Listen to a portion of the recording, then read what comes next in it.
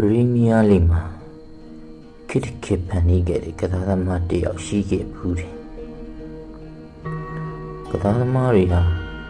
သူတို့အားသန်ရနဲ့အောင်မြင်မှုတွေကိုဖန်တီးတတ်ကြပေမဲ့အခုပြောပြပေးမယ့်ကစားသမားကတော့အများနဲ့မတူပဲ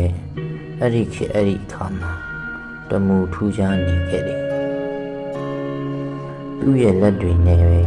သူ့ရဲ့သမိုင်းကိုပုံဖော်ခဲ့တဲ့သူတစ်ယောက်ဒီမှာပြောမှာကဟုတ်ပါတယ်စတုတ်စီအသင်းရဲ့ကစားသမားတစ်ယောက်ပါသူ့နာမည်ကရိုရီဒီလက်လူတွေအားလုံးကသူ့ဟူမန်ကတ်တပူလို့ခေါ်ကြတယ်ဒီလက်ဟာအိုင်ယာလန်လူမျိုးတစ်ယောက်ဖြစ်ပြီးလီယန်ဒီလက်နဲ့ဖင်ဒီလက်ဆိုတဲ့သားနှစ်ဦးထွန်းကားခဲ့သားနှစ်ဦးစလုံးကလည်းဖခင်ရဲ့အမွေကို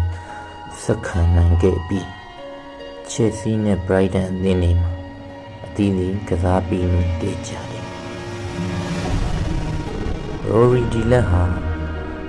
90ခုနှစ်အလယ်ပိုင်းတွေမှာဒါဗစ်ကောင်နာအသင်းနဲ့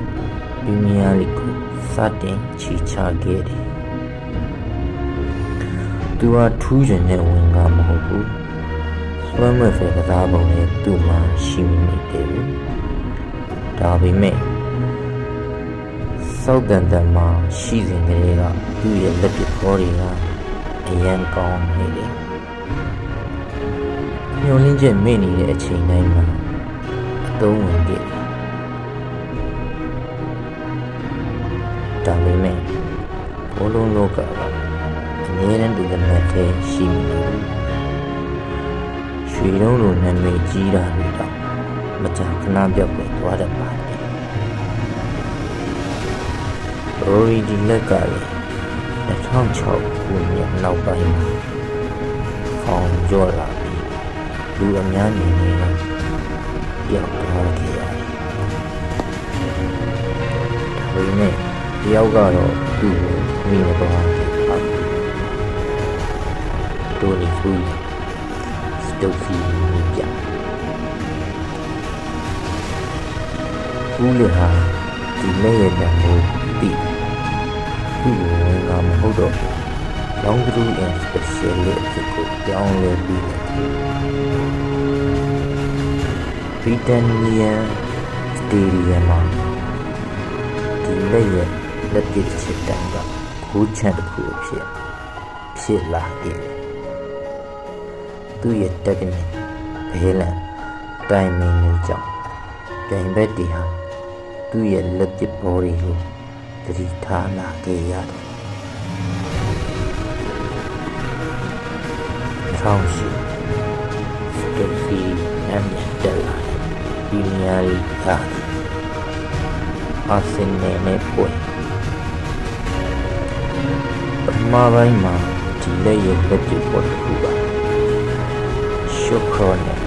ဝီကာဒိုပူရာကနေဆက်ခူရသွားတယ်ဒုတိယပိုင်းမှာလည်းအပြန်လမ်းလက်ပစ်ဘော်တစ်လုံးနဲ့နောက်တစ်ခုဝီပြီးတော့စတိုဖီတို့အာဆင်နယ်ကိုနှစ်ခုဆွေးကြတယ်နိုင်ပြသွားတယ်အဲ့ဒီနေ့ကပဲဒီလက်ရဲ့နာမည်ကိုဟူမန်ကရပွန်လို့တောင်ဂျာနယ်ဒီမှာဖော်ပြလာခဲ့တယ်ပရီးမီးယားလိဂ်ဘန်ဒစ်တွေကပြောကြတယ် You can't defend against this မင်းအဲ့ဒါကိုကာကွယ်လို့မရဘူးဘောလုံးတစ်လုံးပြတိုင်းလေတွေကနေဆုံးဖြတ်လိုက်လို့ပဲလို့အသီးသီးမှတ်ချက်ပြီးခဲ့ကြတယ်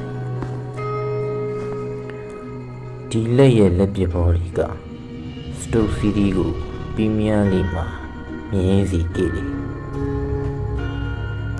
ဂိုးတစ်ခုနဲ့တစ်ခုကြားမှာသူ့လက်ပစ်အခန်းကဏ္ဍဟာနာမည်ကျော်သွားခဲ့တယ်သူ့မှာရိုနယ်ဒိုလိုအမြန်လုံးမရှိဘူးဖခန်းလိုကတ်တီမရှိဘူးဒါပေမဲ့သူ သူ့မှာ discipline နဲ့ effort ရှိတယ်သူ့အတွက်အောင်မြင်မှုဆိုတာအခြားသူတွေလိုထူးခြားနေတာမဟုတ်ဘူးကိုရှိတာကိုအကောင်းဆုံးသုံးနိုင်တာဟာသူ့ကိုလူရန်ပါစပ်ဖြားမှာပြောသမျှတွန်းစေခဲ့ဒီလိုပဲရိုရီဒီလက်ကလက်ပစ်ပေါ်တစ်ခုနဲ့